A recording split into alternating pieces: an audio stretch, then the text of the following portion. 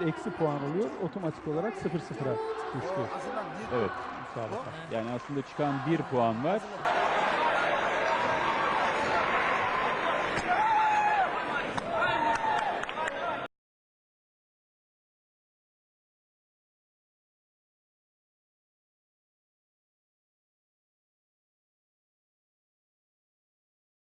Maçı bir mucizeler. İnşallah, ben de öyle diyorum. Bugün altın umudumuz çok Şiye'nin ayaklarını yerden kesti. Evet. Gerçekten yani çok net bir puan. net bir puan. Enteresan Rakibini yere yumruğa düşüren karşı- bir yumruktu. Yumruğa karşı gerçekten ilginç bir mesafede duruyor diyelim hakemler için. Pek değerlendirmiyorlar.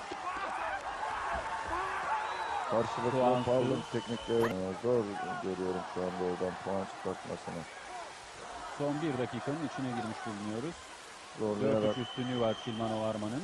rakibini dışarı attırıp ihtar verilmesini sağlayabilir. Malili sporcu bir ceza puanı daha aldı.